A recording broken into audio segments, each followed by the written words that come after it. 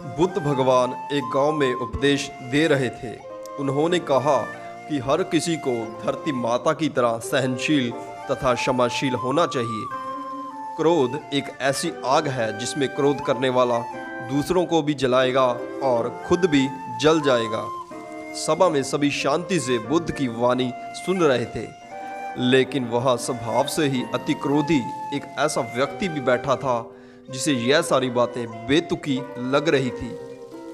वह कुछ देर तो यह सब सुनता रहा, फिर अचानक ही आग बबूला होकर बोला, तुम पाखंडी हो, बड़ी बड़ी बातें करना तुम्हारा काम है, तुम लोगों को भ्रमित कर रहे हो, तुम्हारी ये बातें आज के समय में कोई मायने नहीं रखती।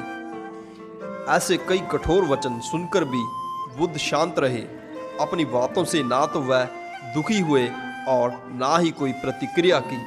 यह देखकर वह व्यक्ति और भी क्रोधित हो गया और उसने बुद्ध को और भला बुरा कहा और वहां से चला गया।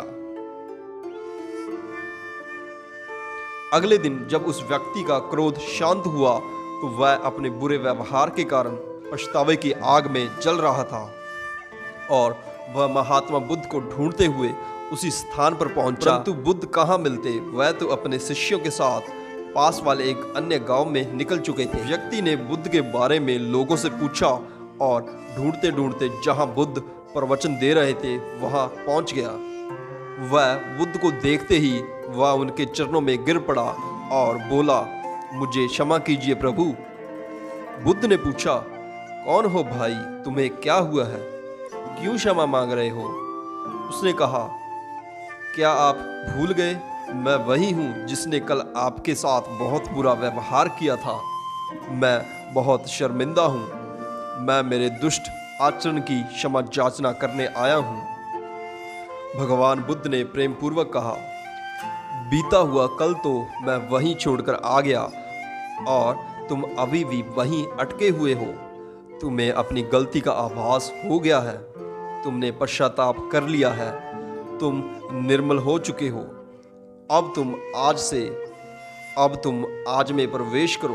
बुरी बात तथा बुरी घटनाएं याद करते रहने में वर्तमान और भविष्य दोनों ही बिगड़ जाते हैं। बीते हुए कल के कारण आज को मत बिगाड़ो। उस व्यक्ति का सारा बोझ उतर गया था।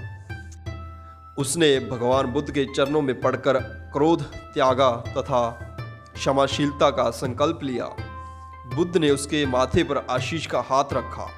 उस दिन से उसमें परिवर्तन आ गया था और उसने जीवन में सत्य, प्रेम व करुणा की धारा बहने लगी। मित्रों, बहुत बार हम भूत में, पास्ट में की गई हुई गलतियों के बारे में सोच सोचकर बार बार दुखी होते रहते हैं और खुद को कोसते हैं। हमें ऐसा कभी नहीं करना चाहिए।